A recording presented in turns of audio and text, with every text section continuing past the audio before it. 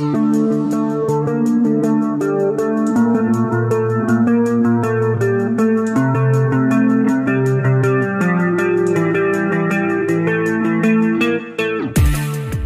796. Sungai Ajaib Biluo. Sebagian besar dewa bertindak sesuai dengan kesukaan mereka sendiri, Qinlang secara alami mengetahuinya. Jian Qiuling dan Li Xuankong mendengar Qinlang mengatakan bahwa kekuatan Ye Xiao telah melampaui mereka berdua. Mereka masih sedikit tidak puas, lagi pula, mereka juga telah bekerja keras selama beberapa puluh tahun. Dibandingkan dengan mereka berdua, Ye Xiao masih seorang sedikit di belakang. Bagaimana bisa melampaui keduanya? Terutama Li Xuankong, pada saat itu dia Sungai Ajaib Biluo mendapatkan kekuatannya. Jika tidak mungkin mendapatkan dua inti emas, mencapai tingkat inti emas tingkat kedua. Meskipun menurut Qinlang, inti emas tingkat kedua hanyalah sampah, tetapi di bumi adalah manusia kuat tingkat atas. Manusia seperti itu bahkan tidak peduli dengan senjata nuklir, karena dia dapat dengan mudah menghindari serangan nuklir, lalu tiba-tiba muncul di sampingmu dan membunuhmu. Manusia seperti itu adalah semacam keberadaan yang menakutkan bagi negara manapun, justru karena keberadaan manusia kuat tingkat dewa sehingga ada ketakutan di antara negara-negara besar dan mereka tidak berani memulai perang. Bertahun-tahun yang lalu, pada saat Tiongkok lemah, jika bukan karena kelahiran Li Xuankong dan yang lainnya, maka Tiongkok akan ditaklukkan sejak lama. Selama bertahun-tahun, keberadaan Li Xuankong, Jian Qiuling dan bahkan Ye Xiao telah memberikan banyak bantuan kepada Tiongkok untuk mendapatkan pijakan di dunia. Li Xuankong dan yang lainnya memang telah mencurahkan banyak energi dan potensi mereka. Awalnya, kemunculan Qinlang membuat Li Xuankong dan Jian Qiuling sangat senang, karena Tiongkok akan sedikit lebih kuat lagi. Tapi sekarang Qinlang mengatakan bahwa kekuatan Ye Xiao lebih kuat, keduanya menjadi marah dan tidak puas. Apa kalian tidak percaya? Qinlang tertawa, ketika mengangkat tangannya, dia menguraikan gambar yang hanya bisa dilihat oleh mereka berdua. Dalam gambar itu, dewa tinggi berbaring di galaksi, mengangkat tangannya dan mengeluarkan planet, meraih galaksi biru dan menelannya seperti camilan. Ini. Jian Qiuling melihat sekilas bahwa galaksi yang ditelan adalah Bima Sakti dan planet yang terlempar sepertinya adalah matahari. Sangat mengejutkan, sangat hebat. Ketika Li Xuankong melihat adegan ini, keterkejutan di hatinya tidak bisa lagi dijelaskan. Dengan kata-kata, dia memandang Qinlang dengan takjub. Tuan Qin, aku dulu berpikir kamu mendapat warisan dan dapat membuat kemajuan begitu cepat, tapi sekarang seperti kamu berasal dari langit. Li Xuankong menunjuk ke atas dan mengatakan, tidak, semua itu omong kosong, aku berasal dari penganut ajaran kuno. Qinlang tertawa. Dalam ajaran kuno, ada juga manusia, ada dewa dan banyak orang yang lebih kuat. Di sana selain ada fase fondasi awal, ada juga inti emas, fase keabadian, fase keilahian, fase inkarnasi, fase transisi, fase Mahayana. Alam yang berisi inti emas di tubuh kalian adalah tahap fase master, tetapi di sana, fase master baru saja dimulai. Dari tahap master, setiap individu harus menanggung kesulitan tanpa akhir, di setiap tahap harus menghadapi hukuman serangan guntur. Dewa sejati dapat menginjak planet ini, menelan matahari dan bulan, menggunakan Bima Sakti sebagai tempat tidur dan menggunakan planet ini sebagai mainan. Dengan bebas dan bagaimana bisa seperti kalian yang lemah. Hanya saja jika tidak bisa mendapatkan inti emas untuk maka tidak bisa menghindari puing-puing luar angkasa, sangat sulit untuk keluar sendirian. Kalian sepertinya bisa meninggalkan bumi dan pergi untuk merasakannya.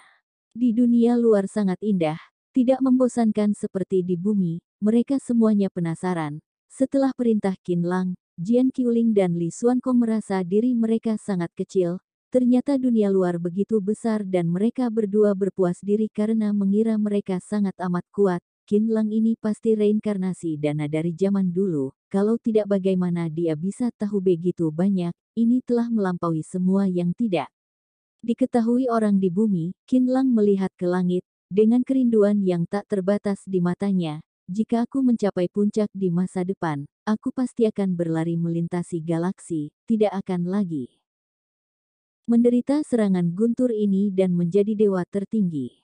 Sangat mendominasi, sangat berani. Li Xuankong memandang Qin Lang dengan iri, dengan jejak keinginan di hatinya. Dunia ini indah dan sangat menginginkannya. Pada saat ini, di selatan dunia, ada hutan pohon maple dan aura pada dewa, sungai ajaib di Luo. Seorang wanita berpakaian ungu, matanya tertutup, sedang duduk di sana bermeditasi dan berlatih. Dengan latihannya, seluruh orang telah menyatu dengan udara di sekitarnya. Tiba-tiba, orang ini membuka matanya. Dua api yang sangat panjang menyembur keluar dari sepasang mata yang tampak seperti mata elang, langsung membakar sepotong ranting di sisi yang berlawanan menjadi abu. Saat ranting-ranting berubah menjadi abu, beberapa perubahan muncul di lingkungan sekitar wanita itu. Lingkaran sihir ini telah berlangsung selama lebih dari 30 tahun dan terus berubah. Basis bela diriku telah meningkat pesat karena ini. Sayangnya, lingkaran sihir ini terlalu dalam. Jika ada 30 tahun lagi, mungkin aku bisa menyelesaikannya. Wanita itu terus menggelengkan kepalanya. Ayo lakukan 1 hari lagi. Hanya 1 hari saja. Wanita itu sudah lama melupakannya. Saat itu, dia memikirkan selama beberapa hari, tetapi dia tersesat di sini, tahun demi tahun dan setiap kali dia tercerahkan selama beberapa hari, hasilnya adalah hilang lagi, tapi kali ini, wanita itu tidak bisa masuk. Ada apa? Bagaimana bisa keluar di dunia yang begitu singkat kali ini? Wanita itu baru saja memikirkan, lalu tiba dia memecahkan petunjuk lagi, pikirannya kosong dan dia bangun dari latihan tanpa petunjuk. Apa yang terjadi? Wanita itu mengerutkan kening, mengangkat tangannya untuk mengambil segenggam pasir halus di tanah, dengan ringan menumpahkannya ke tanah, lalu menjepit jarinya dan menghitungnya. Dia mengurutkan kening mengatakan, Ye Ziao, ada masalah. Aku sudah memasuki sungai ajaib Biluo selama lebih dari 30 tahun, bahkan aku telah melupakan anggota keluargaku, aku tidak bisa melakukan ini. Baiklah, ini takdir, hatiku telah kacau, tidak akan ada gunanya jika terus berlatih, lebih baik kembali untuk melihat siapa yang berani membunuh adikku. Wanita itu bangkit, dengan gerakan kaki yang aneh di bawah kakinya, dengan cepat berjalan keluar dari tanah yang suci ini. Wanita ini adalah kakak Ye Ziao, Ye Ziyu yang telah hilang selama bertahun-tahun. Ketika Ye Ziyu keluar, Qin Lang juga menanyakan, aku dengar bahwa kamu telah memasuki sungai ajaib Biluo dan mendapat warisan. Qin Lang memandang Li Xuankong, memegang kartu spiritual Ye Ziyu di tangannya. Dia secara alami tahu bahwa begitu orang ini keluar dari sungai ajaib Biluo, dia pasti tidak akan membiarkannya pergi. Kebanyakan dewa melakukan hal-hal sesuai dengan kesukaan mereka dan bahkan tidak bisa melindungi anggota keluarga mereka. Lalu untuk apa berlatih? Sungai ajaib Biluo ini tidak mudah untuk dimasuki. Li Xuankong ragu-ragu sejenak lalu mengatakan, Sungai ajaib Biluo, kuil maya, Pulau Dewa Penglai dan Tanah Suci Kunlun. Disebut 4 daerah terkuat di bumi. 4 daerah terkuat. Qin Lang memandang Li Xuankong dengan penuh minat. Lokasinya berada selatan dunia, dijaga oleh banyak binatang suci, ada banyak makam yang ditinggalkan oleh para dewa dan manusia kuno, sangat berbahaya dan tidak dapat diprediksi. Apa kamu ingin memasuki sungai ajaib Biluo? Li Xuankong menanyakan dengan pura-pura. Aku tidak akan pergi untuk saat ini, aku harus kembali ke kota Linan dulu. Saat melihat ibu dalam pelukannya, Qin Lang sudah membayangkan betapa bersemangatnya ayahnya. Bab 797. Biksu tua membunuh orang. Tepat ketika Qin Lang hendak kembali ke kota Linan, seorang biksu tua yang memakai jubah hijau datang ke sebuah desa pegunungan terpencil yang tidak jauh dari Linan. Dari waktu ke waktu, dia terus menanyakan kepada orang-orang di sekitarnya bagaimana menuju ke kota Linan. Apa jalan ini menuju ke kota Linan? Sambil tersenyum, biksu tua menunjuk ke satu-satunya jalan berlumpur di sebuah desa di pinggiran kota Liu dan menanyakan kepada seorang anak laki-laki dengan hidungnya yang sedang ingusan dan sedang mengisap permen. Lollipop di tangannya, bocah laki-laki itu baru berusia 6 atau 7 tahun, memandang dengan canggung pada biksu tua yang tersenyum di depannya. Menggelengkan kepalanya dengan agak bingung, kemudian mengangguk lagi. Ya atau tidak?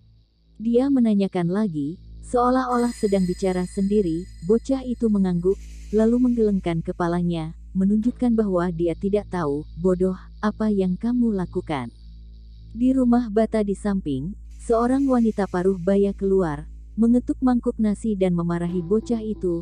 Bodoh, cepat makan, apa yang kamu lakukan di sana? Cepat makan. Bocah bodoh itu mengisap ingus yang mengalir ke mulutnya, menjilat permen lollipop, menoleh dan berlari ke arah wanita paruh baya itu. Bajingan, dari mana kamu mendapatkan lollipop ini? Kamu jarang makan, malah tiap hari makan makanan ringan. Apa kamu mencuri uangku untuk membelinya? Wanita paruh baya itu memarahi bocah itu. Biksu tua yang memberikannya padaku. Bocah itu menunjuk ke biksu tua dan berteriak sambil menghindar dari tamparan wanita paruh baya itu. Wanita paruh baya itu melirik biksu tua dengan curiga, lalu melirik permen lollipop di tangan bocah bodoh itu. Tiba-tiba menjadi marah dan berteriak, "Berhenti, berhentilah, dasar bajingan kecil, bukankah aku sudah memberitahumu untuk tidak memakan apapun yang diberikan orang lain? Anak Zhang Laoling diculik, apa kamu lupa tentang itu?" Wanita paruh baya itu mengatakan, meraih pergelangan tangan bocah itu, melemparkan lollipop ke tanah, mengangkat tangannya dan memukul pantat bocah itu 2 kali. Cepat pulang, mungkin karena dipukuli atau karena tidak rela permen lollipop jatuh. Dia melihat permen lollipop di tanah dan air mata kesedihan langsung menetes. Ini adalah permen lollipop yang diberikan kepadaku oleh seorang biksu tua, bukan orang lain. Bocah itu sedih, berlari ke belakang biksu tua dan bersembunyi. Wanita paruh baya itu memandang aneh biksu tua, berpikir bahwa biksu tua tidak akan bisa melakukan sihir. Ketika dia mengedipkan matanya, dia membuat bocah itu gila. Benar-benar tidak normal bahwa mereka berdua lebih akrab. Wanita paruh baya suka bergosip, banyak mendengar orang mengatakan betapa kuatnya penculik di kota dan dalam beberapa kata, anak-anak dapat mengikuti mereka dengan patuh. Banyak dari anak-anak itu diculik dan dijual, tentu saja akibat akhirnya banyak anak yang lebih sengsara, yaitu mereka akan patah kaki atau cacat, dimasukkan ke sebuah tempat yang kecil dan pergi keluar untuk mengemis. Nasib anak-anak ini sangat menyedihkan dan mereka akan disiksa oleh orang lain sepanjang hari, dipukul atau dimarahi, bahkan tidak bisa makan kenyang. Ketika wanita paruh baya memikirkan hal ini, dia merasa menjadi semakin menakutkan. Jika anaknya dibuat cacat dan disuruh meminta uang oleh biksu tua, ini benar-benar menakutkan. Wanita paruh baya itu semakin cemas saat memikirkannya. Lalu dia memarahi, "Cepat pulang ke rumah." Namun, bocah itu takut. Dia tidak berani meninggalkan biksu tua, menarik jubahnya dan terus-menerus bersembunyi di belakangnya. Semakin dia bersembunyi, semakin cemas wanita paruh baya itu, lalu dia bergegas untuk menangkap bocah itu. "Mesum, lepaskan." Wanita paruh baya itu hendak menangkap bocah itu, tetapi dia merasa pergelangan. Tangannya tersangkut oleh sesuatu dan sangat menyakitkan saat melihat ke bawah, tangan yang besar dengan kulit halus memegang pergelangan tangannya. Wanita paruh baya tidak mengerti kenapa kulit biksu tua yang berusia 60-an atau 70-an bisa begitu lembut, bahkan tidak ada bintik-bintik sama sekali. Selain itu, suara biksu tua tidak setua kedengarannya, tetapi penuh percaya diri, seperti pria paruh baya berusia 40 hingga 50 tahun. Ini pasti biksu tua palsu, kalau tidak bagaimana ini bisa terjadi? Dan dari nada bicaranya seperti orang mesum, "Siapa yang kamu sebut orang mesum?" Saat memikirkan hal ini, wanita paruh baya itu sangat marah sehingga dia berteriak pada biksu tua, "Lepaskan, lepaskan, jika kamu tidak melepaskannya, aku akan meminta tolong." Wanita paruh baya itu tidak menunggu biksu tua untuk melepaskan lalu berteriak begitu saja, "Tolong, biksu tua tidak tahu malu, dia sangat mesum. Tolong, biksu tua mesum, tidak tahu malu." Biksu tua mudah tersinggung dan selalu bertengkar untuk menyelesaikan masalah, kapan dia begitu mempedulikan seorang wanita. Selain itu, pada masanya, pria lebih unggul daripada wanita, tidak pernah melihat wanita yang begitu, jadi dia tidak tahan dan berteriak dengan marah, "Omong kosong apa yang kamu bicarakan? Jika kamu bicara omong kosong lagi, aku akan membunuhmu." Wanita paruh baya itu adalah wanita menyebalkan yang terkenal di desa. Ketika dia merasa dirugikan dan mendengar teguran biksu tua, dia segera memeluk lengan biksu tua dan berteriak, "Biksu tua mesum, tolong, biksu tua tidak tahu malu."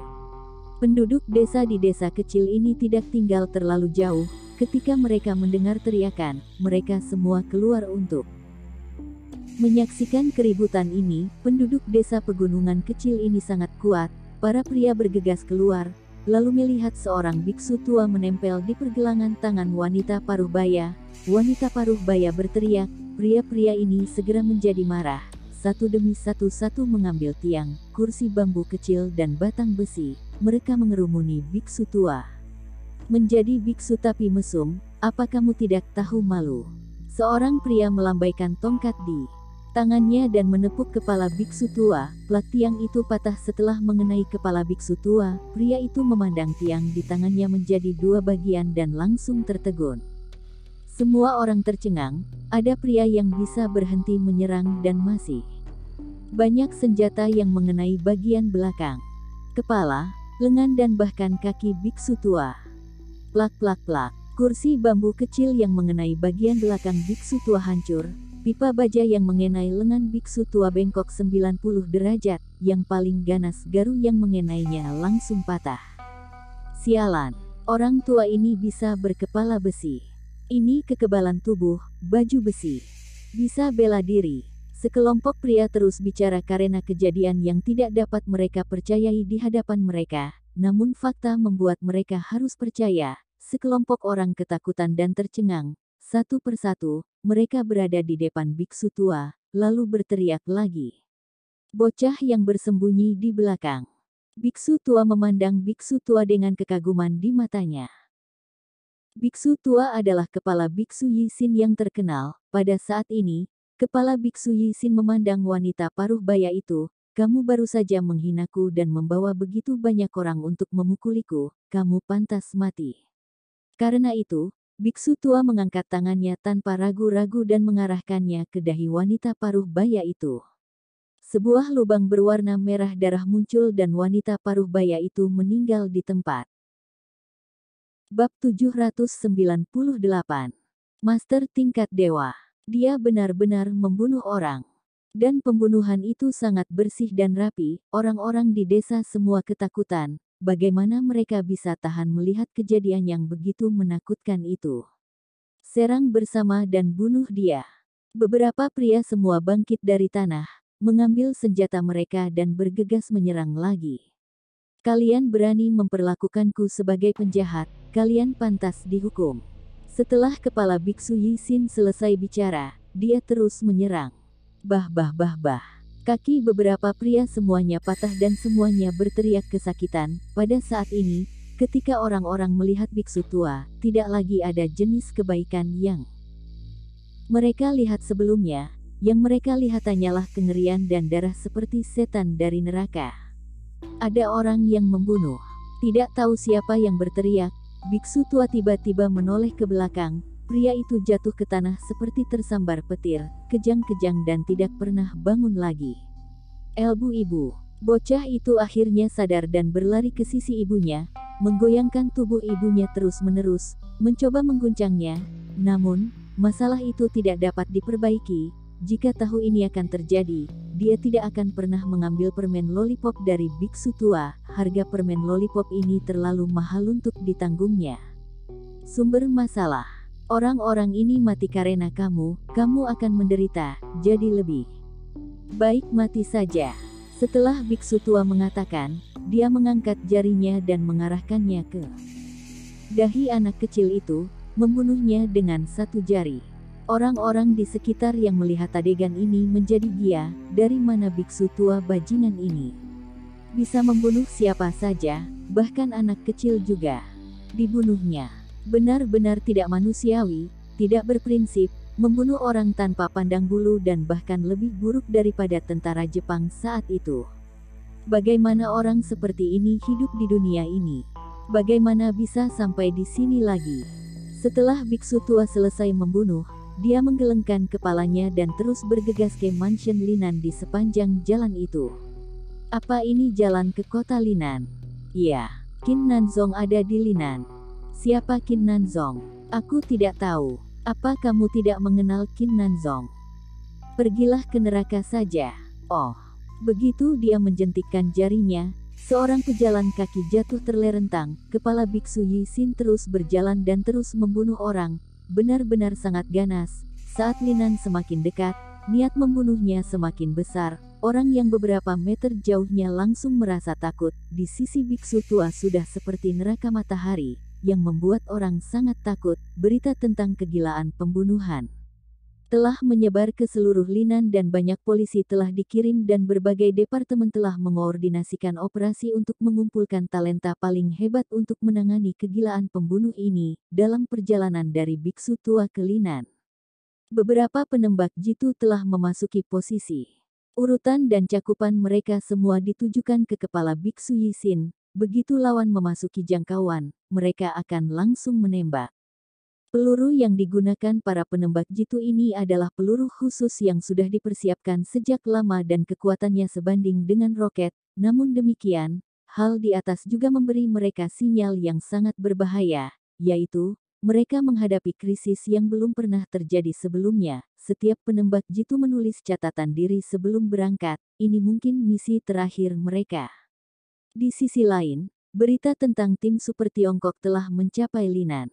Manusia kuat dari luar negeri Yisin telah menuju Linan, seperti setan gila, membantai warga sipil seperti orang gila. Sekarang aku memberi tahu kalian, segera tinggalkan Linan, di sana terlalu berbahaya. Bai Hu memegang telepon di tangannya dan mengatakan dengan cemas. Aku ingin tahu seperti apa tingkat kekuatan kepala biksu Yisin ini. Kita bisa menahan serangan ini. Qin Yuanhang yang sudah mulai berlatih, dia hanya tahu bahwa ada banyak tingkat seni bela diri yang berbeda dan dia baru saja memulai. Sebagai perbandingan, dia sangat kecil dan dia merasa putranya, Qin Lang lebih kuat. Menurut pendapat Qin Yuanhang, Qin Lang cukup kuat. Qin Lang mengatakan bahwa di bawah Master tidak bisa masuk ke pos pemeriksaan Linan, Bukit Singa. Jika Master bisa memasuki Bukit Singa, mungkin akan banyak orang yang menghadangnya dan dia tidak bisa mundur lagi. Tetapi ketika Bai Hu mengatakan dengan sungguh-sungguh, Qin Yuanhang merasa putus asa. Tingkat dewa.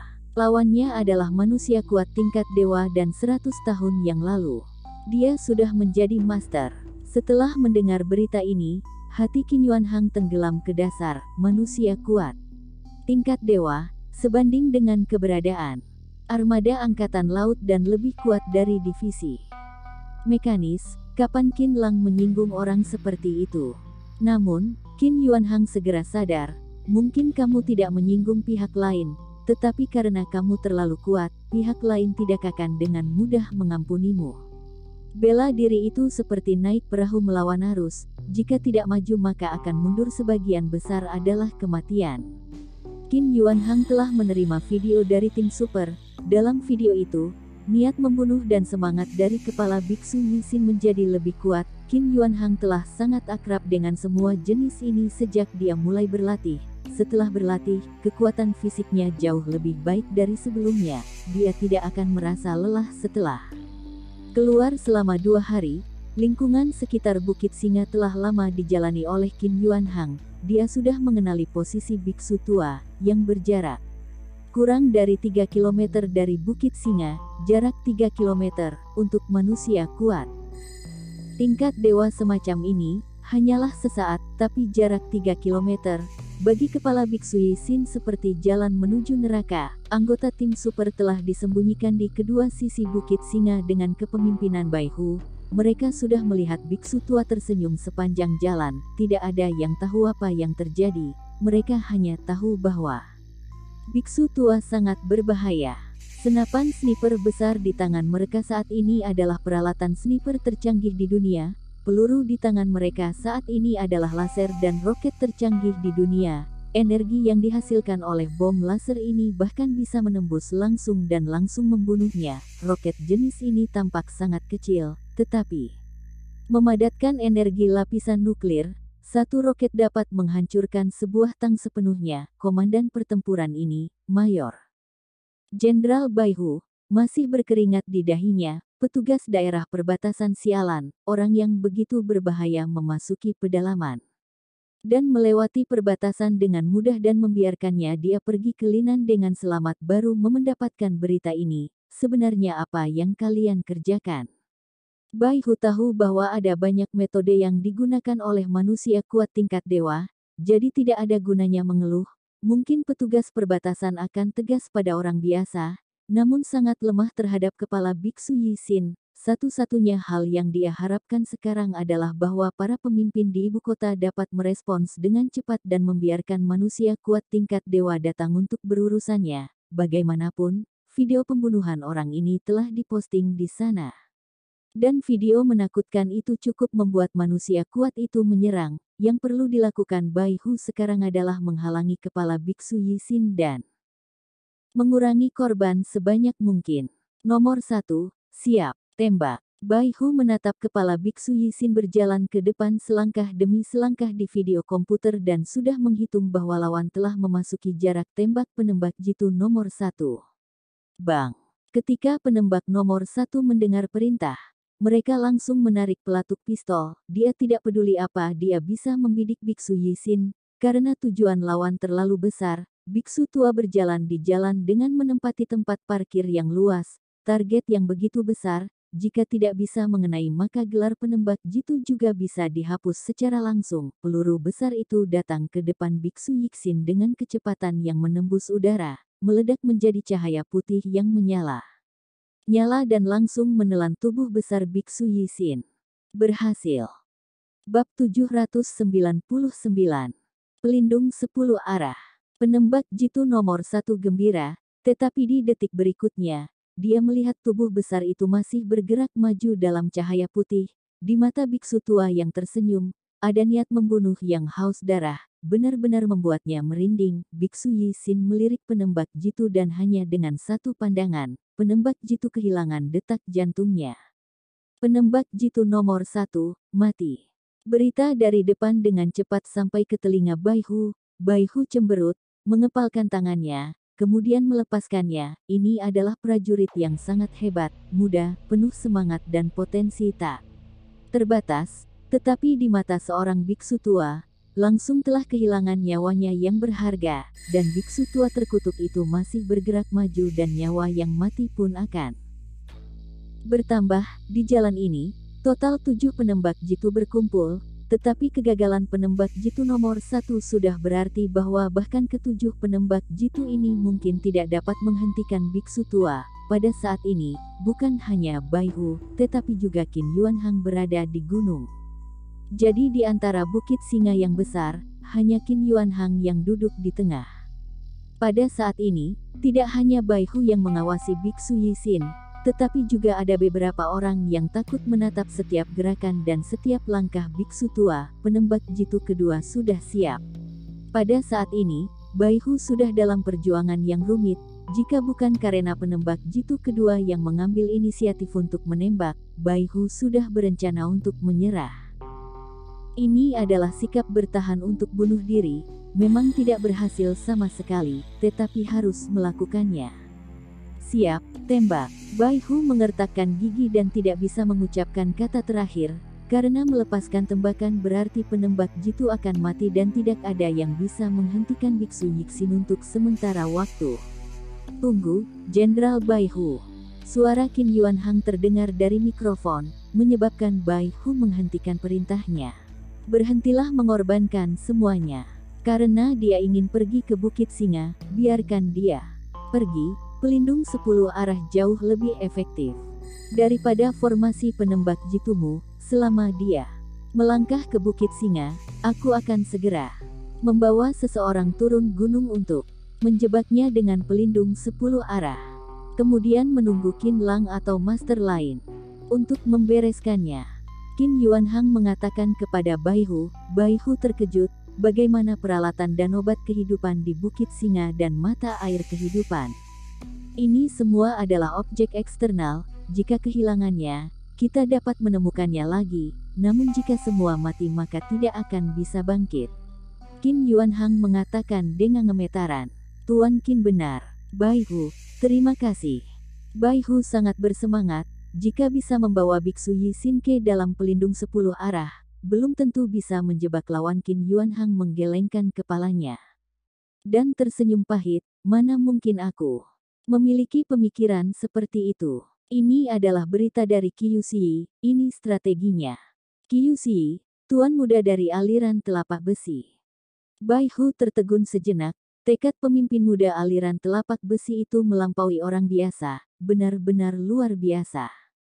Jangan bahas ini dulu, sekarang aku perintahkan semua orang untuk mundur dan biarkan target memasuki area Bukit Singa. Bai Hu dengan cepat mengeluarkan perintah untuk mundur. Di hadapan Biksu Yi Sin, dia merasa bahwa beberapa pria yang cukup mengancam sedang menatapnya.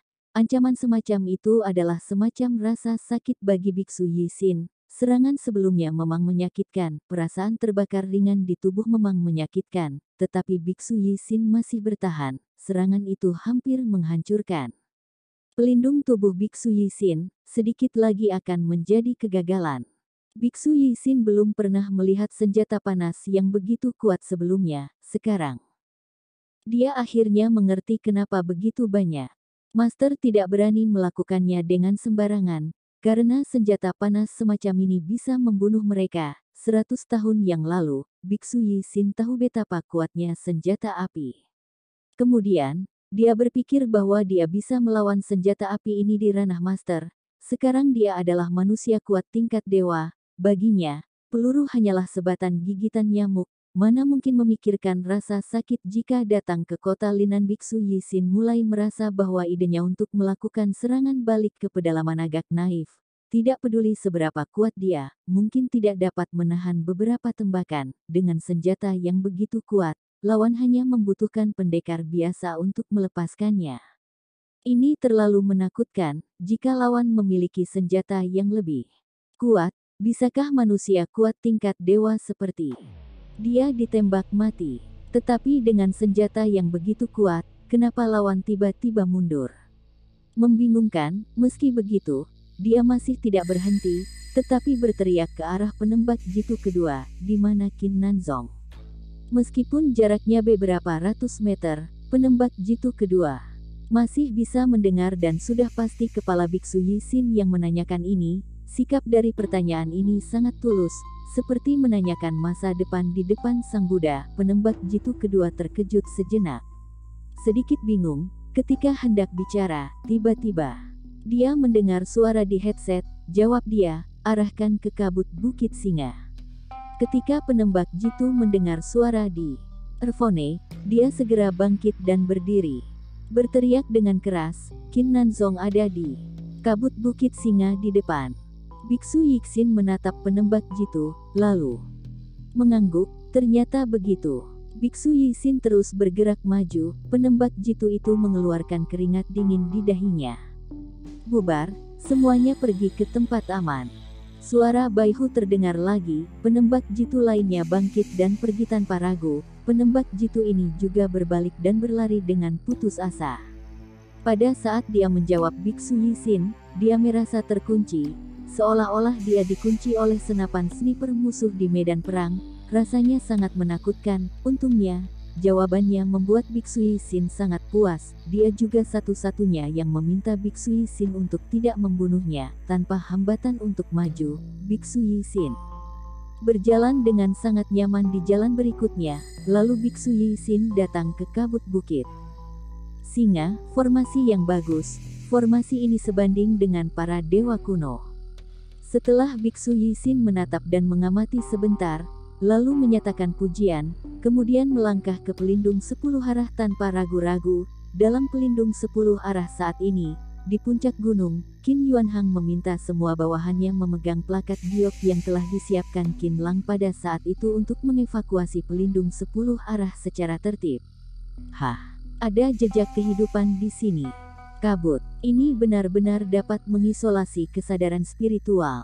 Pelindung 10 arah merasakan bayangan melintas di depan matanya. Dalam kabut ini, pelindung 10 arah hanya bisa mengandalkan sepasang mata untuk mengamati situasi musuh.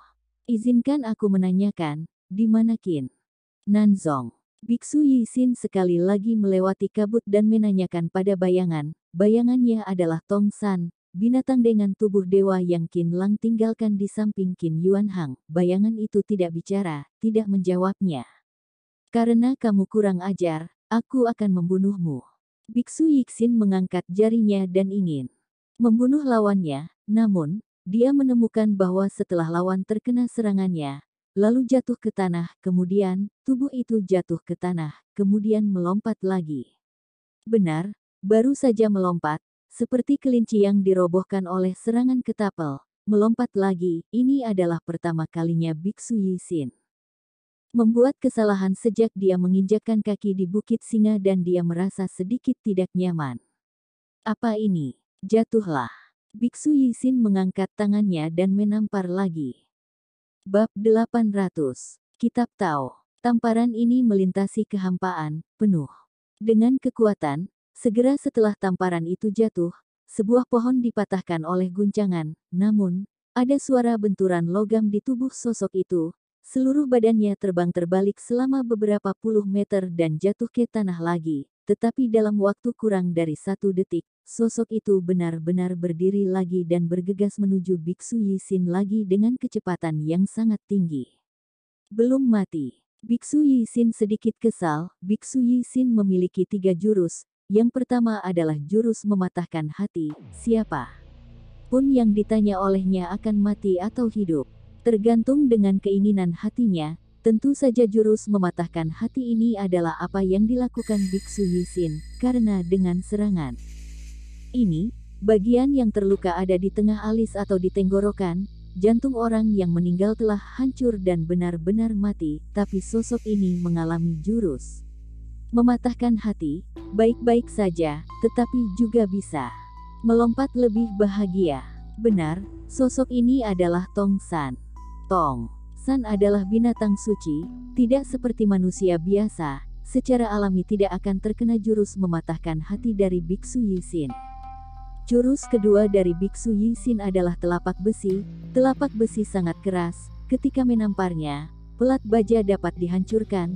Tetapi ketika sosok itu ditampar oleh jurus ini, awalnya mengira dia akan mati, namun sosok itu malahan melompat bahagia. Dengan jurus ini, Tong San benar-benar menamparnya. Dengan tamparan ini, pakaian di tubuh Tong San hancur, sidik jari seukuran telapak tangan muncul di dadanya, yang menjorok sekitar 2 cm ke tubuhnya, sangat menakutkan.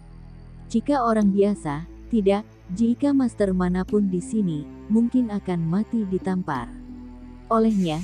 Sayang sekali Tong San bukan manusia. Selama jiwanya tidak menghilang, bagaimana dia bisa mati? Biksu Yixin tentu juga memiliki jurus ketiga. Setelah 2 kegagalan berturut-turut, Biksu Yixin melangkah maju dan bergegas menemui sosok itu, dengan gerakan yang besar. Hisapan aneh Biksu Yixin menarik sosok itu dekat dengannya. Aku tidak bisa membunuhmu dari jarak jauh. Aku meraihmu dari dekat dan meremukkan lehermu. Kamu akan mati, kan? Biksu Yixin berpikir begitu. Dia memikirkan sesuatu yang indah, tetapi kenyataan terlihat mengenaskan. Ketika sosok Tong San menabrak Biksu Yixin secara langsung, roh pohon itu berputar sedikit di bawah kendali pelindung 10 arah. Biksu Yixin tahu semua ini. Dengan sedikit putaran, Biksu Yixin merasa kesadaran spiritualnya seperti sudah hilang. Sosok itu menyerang, bahkan jari-jarinya menggores lawan, tapi tidak bisa menangkap lawan. Biksu Yisin membuat kesalahan untuk pertama kalinya setelah muncul di Bukit Singa. Tapi Biksu Yisin adalah manusia kuat tingkat dewa, meskipun dia sedikit marah setelah kegagalannya, tapi kekuatan level tertingginya segera muncul. Kitab Tao muncul. Biksu Yisin melantunkan mantra dan kabut di seluruh pelindung 10 arah ada di matanya, lalu langsung menghilang. Parit, jalan, ladang obat dan ramuan 1000 tahun itu menjadi semakin jelas di mata Biksu Yisin. Tentu saja, yang paling jelas adalah pohon suci 1000 tahun dan Tong San dengan dinding tembaga dan besi. Ada juga cetakan telapak tangan besar di dada Tong San, menutupi hampir seluruh dada Tong San, tetapi itu tidak berakibat fatal. Dengan seni bela diri dan pengalaman Biksu Yisin wajar untuk melihat sesuatu yang spesial di tubuh Tong San secara sekilas. Ternyata biasa saja, beraninya berpura-pura hebat di depanku, jadi aku akan menghancurkanmu terlebih dahulu, lalu menghancurkan pohon suci, aku akan melihat apa gunanya jurus formasimu. Setelah mengatakan itu, Biksu Yisin melantunkan kutukan dan menghantam Tong San. Sebagai manusia kuat tingkat dewa dari gabungan ajaran Buddha dan bela diri, Biksu Yisin mungkin adalah musuh alami semua monster roh gunung di dunia ini. Dengan kutukan Biksu Yisin, Tong San bahkan tidak menahan napas dan tubuhnya langsung jatuh ke udara dengan rasa sakit yang hebat dan tidak bisa bangun lagi. Sialan. Tepat ketika Tong San dilemparkan oleh Biksu Yisin, pohon dan tanaman keluar dari tanah. Beberapa batang rotan menjerat tangan dan kaki Biksu Yisin. Pohon berusia 1000 tahun ini awalnya begitu kuat sehingga bahkan sang master pun tidak bisa berbuat apa-apa, tetapi pada saat ini terikat ke tubuh Biksu Yisin dan tidak berguna sama sekali. Biksu Yisin menginjak tanah, sangat menakutkan dan seluruh tubuhnya seberat gunung, tidak peduli bagaimana menariknya, namun tidak terlihat reaksi sedikit pun. Set-set. Beberapa batang rotan bangkit lagi, menusuk seluruh tubuh Biksu Yisin seperti jarum. Tanaman merambat mengeluarkan semburan asap hijau, seperti angin neraka. Duri pada tanaman merambat seperti paku baja. Jika menembus ke dalam tubuh, dapat mengambil banyak daging dan darah. Namun, tongkat jarum keras ini tampaknya menempel di pelat baja di depan Biksu Yisin. Tidak. Kulit Biksu Yisin lebih keras daripada pelat baja, tidak peduli bagaimana jarum itu menempel, namun tidak bisa menembus kulit Biksu Yisin dan mereka semua berkumpul di permukaan, tidak ada kemajuan. Lebih lanjut, lemah, putuskan benda itu. Biksu Yisin memandang rotan di depannya, mengulurkan tangannya, meraih rotan ini dan menariknya dengan keras. Pohon-pohon dan tanaman merambat pecah satu demi satu dengan tarikan Biksu Yisin. Bum bum bum. Roh pohon dari pohon suci telah menjadi roh dan secara alami memiliki aura. Jelas, roh pohon sangat marah dengan perilaku Biksu Yisin yang mengguncang bagian mahkota dari roh pohon lagi. Di mahkota pohon, ada banyak hantu mengambang, di antaranya ada hantu buas dengan penampilan yang ganas dan angin bertiup, membuat orang ketakutan dan bergegas menuju Biksu Yisin. Di bawah pohon roh itu banyak sekali hantu. Lemah, beraninya lancang di depanku, mundur. Biksu Yisin sangat serius, tangannya tergenggam bersama kekuatan batin dari manusia kuat tingkat dewa saja sudah cukup untuk menghancurkan hantu-hantu ini, terlebih lagi anak didiknya juga hebat. Saat bersatu, lalu menyerang, banyak hantu segera musnah menjadi abu terbang. Kamu pohon iblis, kamu dan Qinanzong telah melakukan kejahatan di sini selama bertahun-tahun, hari ini aku telah menghancurkanmu. Biksu Yisin bergegas menuju roh pohon, pada jarak ratusan meter, rotan, batu terbang atau jarum dan batu giok di depan. Manusia kuat tingkat dewa, mereka benar-benar dihancurkan dan dimusnahkan. Biksu tua itu seperti bulldozer, mendorong dan membanting pohon itu. Bang, pukulan Biksu Yisin membuat lubang besar di pohon, dengan keras ditarik keluar, mengeluarkan jantung pohon. Kamu pohon iblis telah menumbuhkan jantung pohon. Jika kamu memberimu 100 tahun lagi, mungkinkah kamu akan menjadi dewa iblis? Tidak masalah, aku akan mengambil hati pohonmu hari ini.